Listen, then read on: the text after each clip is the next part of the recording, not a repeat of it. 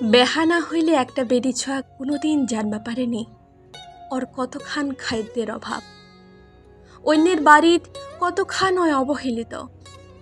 বেহানা হইলে একটা বেটি ছোঁয়া কোনো দিন বুঝবা পারেনি ওর কতলা ভুল ত্রুটি দোষছে। বেটি ছোঁয়ালাক বেহার পরে মানসিকভাবে সুস্থ থাকবার টানে মনের জোর রাখবা হয়, কারণ বেহার পরে কাথার আঘাত সহ্য করবার টানে হলেও ক্ষমতার দরকার ছে। বেটি ছোঁয়া, তুই অন্য বাড়ি থেকে আইছি, ওইখানে সবাই তোর দোষ খুঁজিতে ব্যস্ত থাকবে, কোনো কারণ ছাড়াই তো কথা শোনাবে। যাই তোক নিয়ে আসবে জীবন সঙ্গী করে, ওই মানুষটাও স্বার্থত আঘাত না গিলে কথা শোনাবে। বেহার পরে অন্য বাড়িতে আসবার পরে কখনো ভাবিয়া নিস না যে তো কেহ বুঝবে।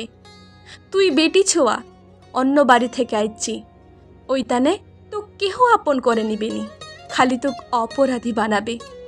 বেহার পরেই বেটি ছোলা বুঝা পায় ওর বাপের ঠিনা ওর আদর ভালোবাসা গুরুত্ব কতখান ছিল, আর এই বেহার পরেই কতখান গুরুত্বহীন হয়ে যায়।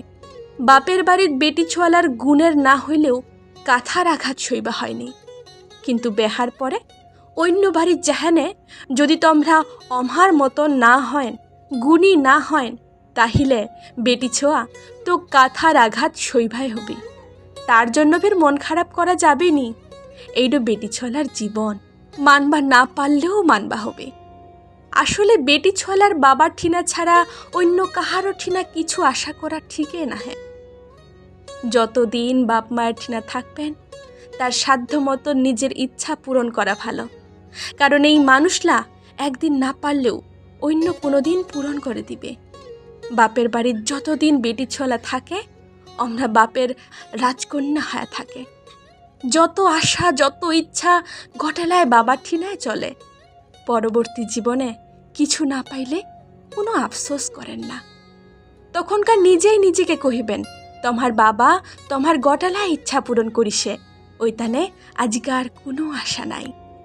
তখনকার দেখবেন অনেকটা খারাপ লাগার পরেও মনে হবে যাই যতই দোষ দোক, খারাপ কোহক, কাথার আঘাত দোক, গটলায় ভুলিহানে তোমরা খালি মনে করবেন তোমরা তোমার বাপের রাজকন্যা।